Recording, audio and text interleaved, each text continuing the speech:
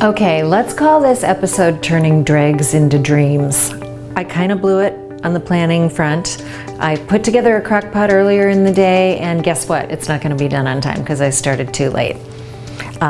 So what did I do? I went to my refrigerator praying that since I haven't gone shopping in 4 days, I would find something that could allow me to pull together dinner for my husband in like 15 minutes. This is what I found. 2 moderately old carrots, but absolutely not rotten. 1 moderately wrinkled rutabaga, but absolutely not rotten. This is the beauty of root vegetables. Always have them in the refrigerator because they last forever. 1 pack of grass-fed lamb that I got at Trader Joe's that actually really does need to be cooked up by tomorrow. Always have protein in the refrigerator. If you've got like 3 vegetables and protein, you can turn it into dinner. This is the remainder of the kale that I used in my crock pot earlier. I didn't do anything in advance or make it all pretty or have it all done because I'm going to show you how fast things can happen when you need them to. All right, I am peeling my carrot. I mean, really, who can turn 3 carrots into dinner or 2 carrots and a rutabaga? Wait till you see. It's nice and hearty, so you don't really need all of that much. And what I am going to do is roast these. I've got the oven preheating to 400, and I am going to roast these. I'm putting them in a pan bigger than what's actually required because I want there to be enough space that they can get sort of crispy. And when you put things all together, the liquid comes out and sort of steams them, and I don't think they're as good that way. So I've got my beautiful pan here that I love. I am going to cut these on a diagonal because I think they look pretty that way.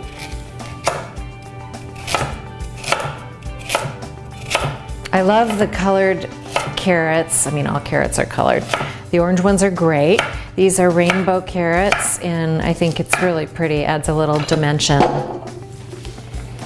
Pretty is important. You want to eat things that are pretty. And colorful also means more antioxidants.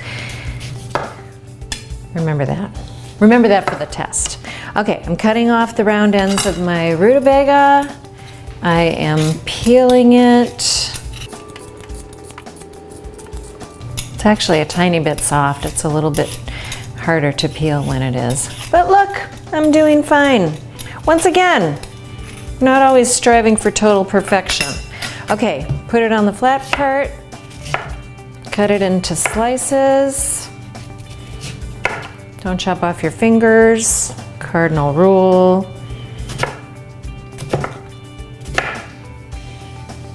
Cut it into squares or chunks or whatever works. Zoop, zoop, zoop. Okay, chuck it in the pan.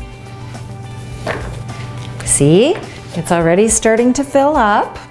We are going to put some greens in here. Now kale can cook for a long time. I'm gonna roast these in the oven, probably for a good 35 minutes.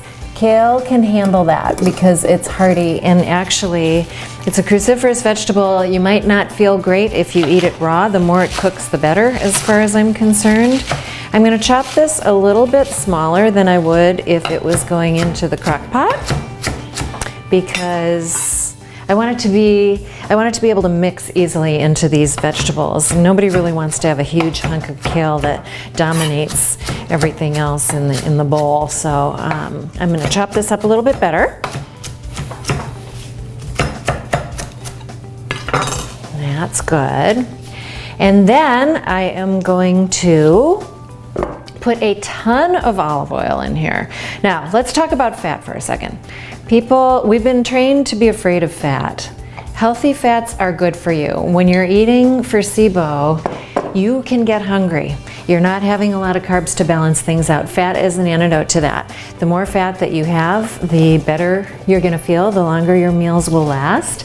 You're not supposed to be eating constant snacks. You're supposed to be eating 3 solid meals a day and leaving at least 4 hours in between for your system to digest and absorb from that. Fat is what helps you do that. Now, let's talk about spices. What I'm going to be putting on my lamb is one of my favorite spice blends, which is garam masala. And this has cinnamon, cloves, cumin, coriander, I believe pepper and nutmeg. And some of those are sort of sweet spices. So I want to use that as inspiration for what I decide to put into my root vegetables. So it's consistent with the flavor of the lamb, right? But I am going to pick the less sweet versions, or I should say aspects of the garam masala. So guess what? Cumin, actually this is coriander, which I absolutely love. Coriander comes from the seed of cilantro, but if you don't like cilantro, it doesn't really taste like it. It's just sort of fresh and tangy and wonderful. And then cumin, always my go-to. I think it's in every single thing I make. Okay, and then pepper. And big old chunks of salt. Okay. And I'm going to stir this up and stick it in the oven for, as I said, probably about 35 minutes. Oh, see, it's pretty. It's pretty. People complain about vegetables. How could you complain about that? It's beautiful. I'm sticking that in here, and then I'm simply going to cut open this meat, making a mess with my herbs as I do it. Let's see, I will not touch that with my hands because I want to do my spices. We have 2 lamb steaks here. These are great. This is grass-fed lamb. Trader Joe's happens to have it.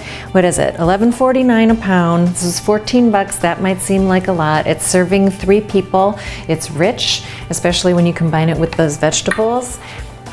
It's so easy to have this in the fridge. It's absolutely wonderful. The garam masala. Sprinkle, sprinkle.